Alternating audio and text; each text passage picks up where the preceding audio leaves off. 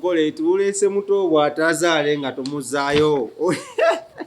Zabadde firimbi na masanyu ne abantu betwandiise muno bava mu system yemu ate nga ba mulembe gwe gumu ate nga ba mujijwe gumu. Manyi kintu nnyo to support each other naddala nga muli mu generations ezimu kitegede kali tujja kusanga nga I'm associating with abakadde nnyo because si ba mulembe gwange newankubadde ngendayo ne mbakubye mbayigako, but you find me with people like Lawrence Kamada, abantu we bato okitegedde bunnyo ba ande badani because they are of my generation bantu ba mulembe gwange. So I wasn't surprised okulaba King Saha ngaze n'ekikosi ky'abayimbi b'omulembe gwe okuli Kabako. Nzijukira King Saha yali ajja mu nsiko y'okuyimba abayimbi abajjiraawo kwaliko Spice Diana yamusangayo, kwaliko Gravity omutujju, kwaliko Baziza Bafana, mujjukira nnyo Ziza Bafana, mujjukira Yamoze, mujjukira the likes of abaali bangi omulembe ogwaleeta abantu balina abakyaliwo bastandize,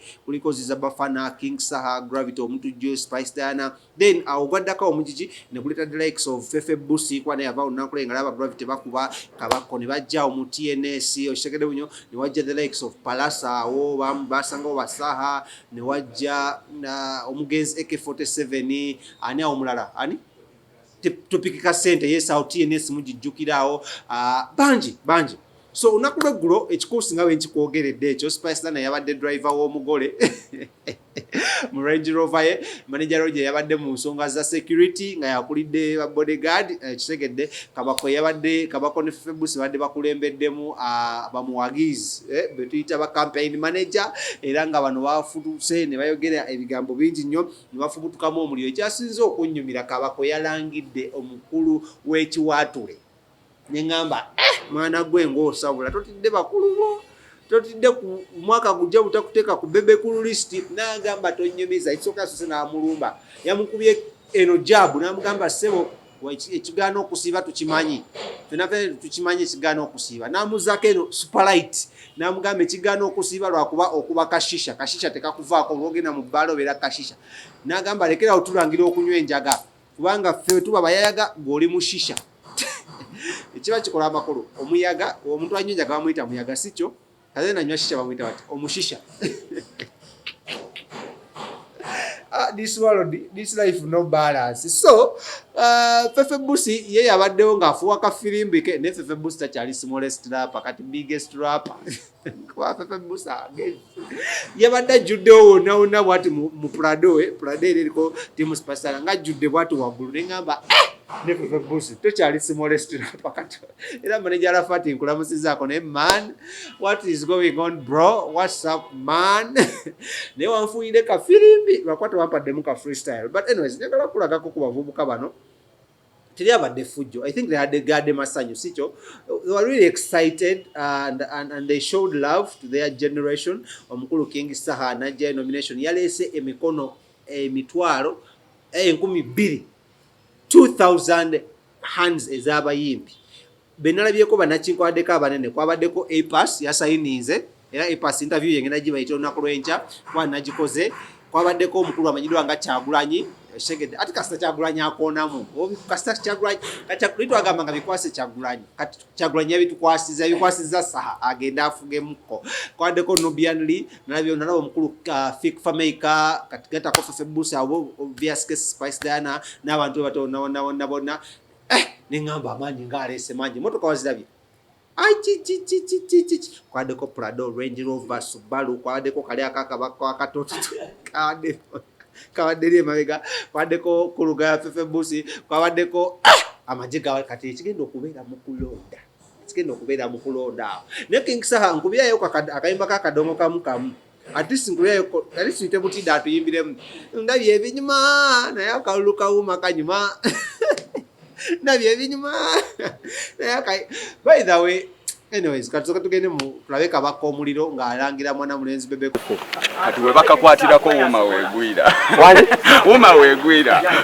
Nape kye tulinda. Kati manyi bwetwogera ku muyimbi upcoming King Saha yabalirako upcoming bwetwogera ku rising star King Saha yabalirako rising star bwetwogera ku new generation King Saha yabaddeho ku new generation up to this generation bwetwogera ku bayimbi abakabi we are talking about King Saha yekyali nange gwe nasooka okulaba ng'akuba cricket ng'akuba freedom city ng'akuba by the way King Saha obuteeberabye na kasitoola akamu yavuganyakuwa n'omuyimbi omwera n'amusinga okitegeera kwegamba King Saha ayina obubonero bonna obw'omuyimbi okubeera president ekirala obukulembeze buva wa Katonda simanyi na Allah subhanahu wa ta'ala mu kisibo kino gye yatugemulidde Mansuru ama Allah akuwa amaanyi eyakuleese mu bukulu ogenda kukawangula kuba I see the industry has been dormant the industry has been dormant the industry has been dormant for years the industry has been dormant. Okay, mumukiriza tetugenda kuwuliriza Bebe Cool, tetugenda kuwuliriza n'abawagizi abali eyo mbagama bakama baffe tugenda bawuliriza wamma ne tetugenda kuwuliriza Bebe Cool. Essaawa eno gye twogererako we are booming the industry kati laba ekiri mu Kampala ani ataddewo embeera King Saha industry ebadde yagwa emyaka 8. By the way, today I'm celebrating the independence of the Ugandan music industry. Industry ebadde yafa ng'omusika tetumanyi agenda okusikira industry. Industry ebadde yafa nga ne maiti eri ku National Theatre. Industry ebadde yayabika. Okay, Bebe Cool yagambye ye mulonde Moise Kiri. Bebe Cool temumunyumya. Afazali munyumya ku Cindy agenda okuvaako. Temunyumya ku Bebe Cool. Yagwa. Temunyumya ku Bebe Cool. Yali yasimbyewo kuki. Ye lwaki banyumya? Ye lwaki munyumya ku Bebe Cool? Lwaki munyumya ku Bebe Cool? Lwaki munyumya ku Bebe Cool? Munyumya ku president waffe. Munyumye. Lwaki teyeesimbyewo? Agenda kuwulira kye bayita small size. Lwaki teyeesimbyewo? Ekirala agamba beesimbyewo abanywa enjaga. abanywa enjaga Bebe Cool anywa shisha wabula kirala kyanywa shisha. Salamu alaykum warahmatullahi wabarakatuh. Watuuka ku lunch enjala emuluma. Kyogamba anywa shisha wanjawulo. Shisha yo sinjaga. Shisha si wanjawulo ne obuzibu watuuka ku lunch enjala emuluma. Shisha ya mugano siba. Shisha ya mugano okusiba yalwala enkindo. Kati n'ekirala kano kalango okuva olwayo temuddamu kwogera ku King Saha okuva olwayo temuddamu kuŋŋoola president mubeere nga mweyisa bulungi kuba waliwo ne gwe mwayogerera ne mugamba mbu Kyagulanyi anywa amasada n'agenda ku ballot paper era n'avuganya ku ekyo kati kikye mwagala King Saha kikyasingawo ku bali ababiri. King Saha kyasingako ku babiri ayina diguli 2 yasoma business bano benjogerako tebalina degree balika balina degree in destroying the industry.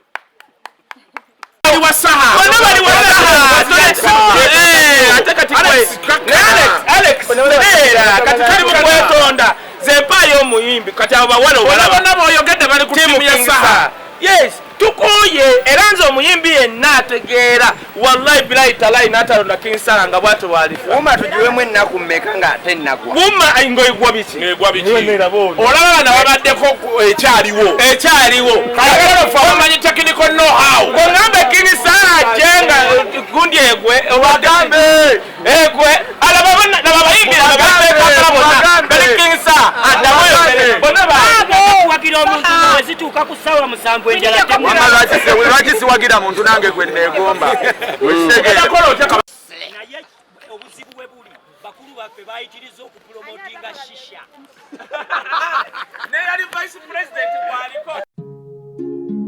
Oyagala omukolo gw'ogwenjawulo gubeere n'ebijjukizo mu nnyumba yo kankwanjulire ba King Montage Photo Studio ffe bakafulu mu kkuba ebifaananyi n'okukola video. Olina wedding, birthday party, kukyala, nika, baby shower, photoshoot oba music shoot na buli kimu kyonna ky'oyagala ffe tusobola okuwa ebijjukizo ebirungi eri ebirooto byo ate nno mwana wattu kusintiiza omuntu wa bulijjo. Tusange Bannankulabi ku Bitaala ku Prime Tower Level 3 Room D04. Okumanya ebisingawo tukubire ku nnamba zino 0702 104 125 oba 0755 311 731 oba 0777 223 405. King Montage Photo Studio ffe tusobola okuwa ebijjukizo ebirungi ate nno mwana wattu kusintiiza omuntu wa bulijjo.